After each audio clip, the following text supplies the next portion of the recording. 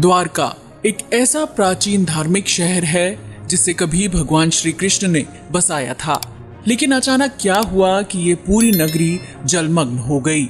समुद्र की गहराई में इसके अवशेष आज भी मौजूद हैं। तो चलिए जानते हैं द्वारका नगरी का ऐतिहासिक रहस्य क्या है। मथुरा से निकलने के बाद भगवान श्री कृष्ण ने एक ऐसे नगर की स्थापना की जो विशाल और सुसंगत था। इस नगर का नाम था द्वारका नगरी।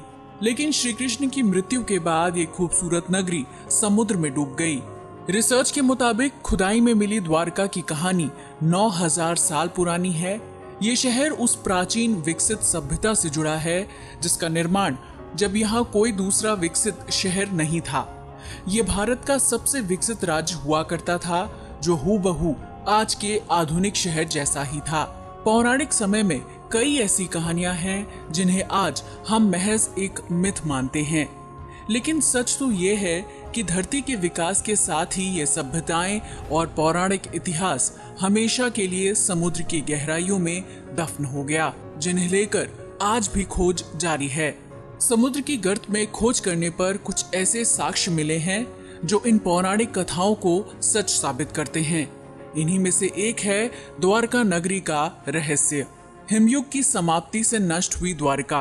कहते हैं कि 9000 साल पहले हिमयुग की समाप्ति हुई, जिसके बाद समुद्र का जलस्तर इस कदर बढ़ गया कि कई विकसित शहर समुद्र में समा गए। इन्हीं में से एक तटवर्ती नगर द्वारका भी था। इतिहासकारों का कहना है कि द्वारका को कृष्ण के देहांत के बाद जानबूझकर नष्ट किया गया था। द्वारका का निर्माण भगवान श्री कृष्ण ने मथुरा से जाने के बाद अपने पूर्वजों की भूमि को फिर से रहने लायक बनाया। इसे श्री कृष्ण की कर्म भूमि के तौर पर भी जानते हैं। द्वारका भारत के 7 सबसे प्राचीन नगरों में से एक है। बाकी 6 नगर के नाम कुछ इस तरह हैं, जैसे मथुरा, काशी, हरिद्वार, अवंतिका, कांचीपुरम और अयोध्या। कुछ लोग द्वारका को द्वारावती, कुशस्थली, आनर्तक, ओखामंडल, गोमती द्वारका, चक्रतीर्थ, अंतरद्वीप और वारीदुर्ग के नाम से भी जानते हैं। इस शहर के चारों ओर बहुत ही लंबी दीवारें थीं, जिसमें कई द्वार थे।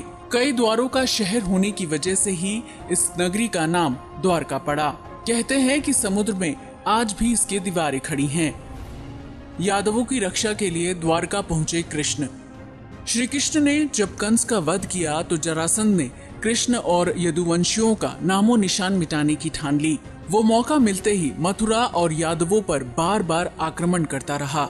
धीरे धीरे उसके अत्याचार बढ़ने लगे तो आखिर में यादवों की सुरक्षा के लिए कृष्ण ने मथुरा को छोड़ने का निर्णय लिया। कृष्ण के देहांत के बाद द्वारका का क्या हुआ? कृष्ण अपने 18 नए कुल बंधुओं के साथ द्वारका आ गए। यहाँ सब लोग आराम से रहने लगे। समय बीतता गया और 36 साल तक राज करने के बाद कृष्ण जी का देहांत हो गया। ये वो दौर था जब यादव लोग आपस में भयंकर तरीके से लड़ रहे थे। इसके अलावा जरासंध और यवन लोग भी उनके घोर दुश्मन थे। ऐसे में द्वारका पर समुद्र और आसमान से आक्रमण किया गया। कहते हैं कि कृष्ण जी की मृत्यु के बाद उनके प्रपौत्र वज्रनाभ द्वारका के यदुवंश के अंतिम शासक थे, जो यदुओं की आपसी लड़ाई में जीवित बच गए। द्वारका के समुद्र में डूबने पर अर्जुन, वज्र और शेष बची यादव महिलाओं को हस्तिनापुर ले गए। इनके जाने के बाद द्वारका नगरी समुद्र में समा गई।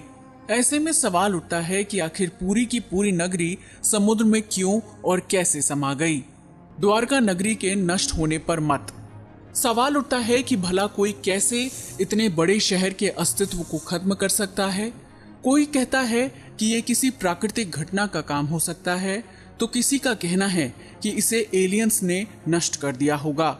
जब इसके नष्ट होने के कोई पुख्ता सबूत नहीं मिले तो वैज्ञानिकों ने इस राज से पर्दा उठाने के लिए समुद्र की गहराई को टटोलना चाहा। इस दौरान खोजकर्ताओं को समुद्र के सैकड़ों फीट नीचे कुछ ऐसे अवशेष मिले जिन्होंने सबको चौंका दिया। समुद्र में मिले अवशेष। द्वारका के समुद्री अवशेषों पर सबसे पहली नजर भारतीय वायुसेना के पायलटों की पड़ी, जो समुद्र के ऊपर से उड़ान भर रहे थे। इसके बाद ही 1970 के जामनगर के गजेटियन में इनका उल्लेख किया गया। इससे पहले लोगों का कहना था कि कि द्वारका नगरी एक काल्पनिक नगर है, लेकिन इस कल्पना को आर्कियोलॉजिस्ट प्रोफेसर SR राव ने सच साबित कर दिया। दरअसल प्रोफेसर राव और उनकी टीम ने 1979-80 में समुद्र में 560 मीटर लंबी द्वारका की दीवार की खोज की, जहां उन्हें पौराणिक समय के कुछ बर्तन भी मिले जो 1528 ईसा पूर्व से 3000 ईसा पूर्व के हैं। इसके अलावा सिंधु घाटी सभ्यता के भी कई अवशेष मिले। इस खोज के दौरान प्रोफेसर राव ने कई रहस्यों से पर्दा उठाया। नौसेना और पुरातत्व विभाग की संयुक्त खोज। 2005 और 2007 में भारतीय पुरातत्व सर्वेक्षण यानी आर्कियोलॉजिकल सर्वे ऑफ इंडिया के निर्देशन में भारतीय नौसेना के गोताखोरों ने समुद्र में समाई द्वारका नगरी के अवशेषों को खोज निकाला। 2005 में अभियान के दौरान समुद्र की गहराई में कटे छटे पत्थर मिले। इस दौरान लगभग 200 सैंपल जमा किए गए। नौसेना के गोताखोरों ने 40,000 वर्ग मीटर के दायरे में इन अवशेषों को खोजा और वहां पड़े भवनों के टुकड़ों के सैंपल जमा किए, जिन्हें शुरुआत में चूना पत्थर बताया गया था। बाद में आर्कियोलॉजिस्ट्स ने बताया कि ये टुकड़े बहुत ही विशाल समृद्धशाली नगर और मंदिर के अवशेष हैं। इन सैंपल्स को देश की लेबोरेटरी में भेजा गया। वहीं खोज से जुड़े आंकड़ों को कई राष्ट्रीय और अंतर्राष्ट्रीय विशेषज्ञों के सामने भी पेश किया गया। इन विशेषज्ञों में अमेरिका, इजराइल, श्रीलंका और ब्रिटेन के विशेषज्ञ भी शामिल थे। सैंपल्स को विदेशी प्रयोगशालाओं में भेजने का असली मकसद था इन पर किसी भी तरह का कोई शक न रहे, सारी भ्रांतियां दूर हो जाएं। द्वारका पर रिसर्च। 2001 में सरकार ने गुजरात के समुद्री तटों पर प्रदूषण से होने वाले नुकसान का पता लगाने के लिए national institute of ocean technology को चुना। जब समुद्री तलहटी की जांच की गई तो सोनार पर मानव निर्मित नगर पाया गया। जब इसकी जांच की गई तो पता चला कि ये नगर 32,000 साल पुराना है और 9,000 साल से समुद्र में दफन है। हालांकि इस मामले पर आज भी शोध जारी है।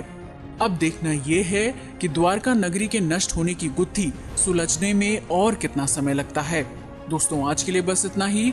वीडियो पसंद आया हो तो इसे लाइक और शेयर करें, साथ ही चैनल को भी सब्सक्राइब करें। जय हिंद।